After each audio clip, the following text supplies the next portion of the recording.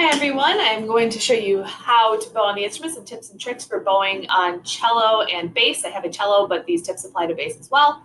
So step number one, I'm sitting or standing for bass with good posture. My feet are on the ground, you can't see them in the shot, but they are there, and my knees are on the side of my instrument for cello, on the back for bass to make sure that my instrument isn't wobbling around. That's step number one.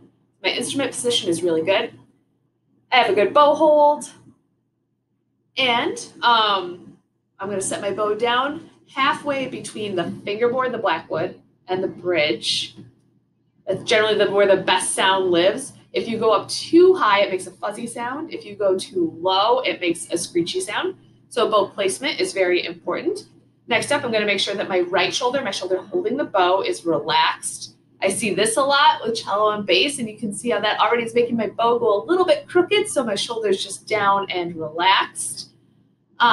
Next up, my right elbow and my wrist are slightly lifted. A common thing I see with cello and bass is that they collapse back or down, and that doesn't sound as good. So my elbow and wrist are slightly lifted. To change strings, I just adjust my elbow height. When I'm bowing in the beginning, we're starting right where the hair starts, right at the frog. We're going up to that tape that I put on everyone's bow. So for that motion, you really just need to open and shut from your armpit.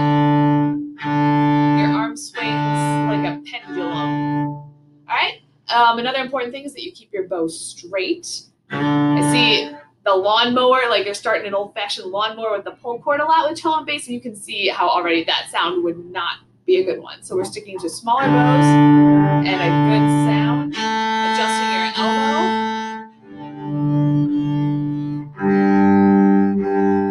String, and you see how my bow stays straight as I am crossing strings. And just a reminder, it's very easy for the hand to collapse back when cello and bass players are bowing. So we just have to make sure that everything stays tilted toward your pointer finger. Maybe think like you're pouring out a glass of water slowly. So when you're practicing bowing, you're going to aim for all those things on the checklist. Good posture, good bow hold, bow halfway between the fingerboard and the bridge. We call that bow placement.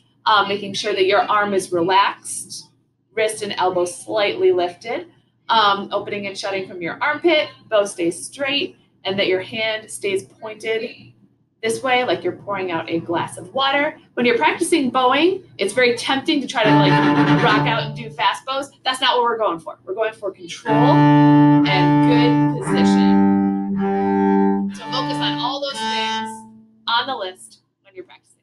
Thanks. Bye-bye.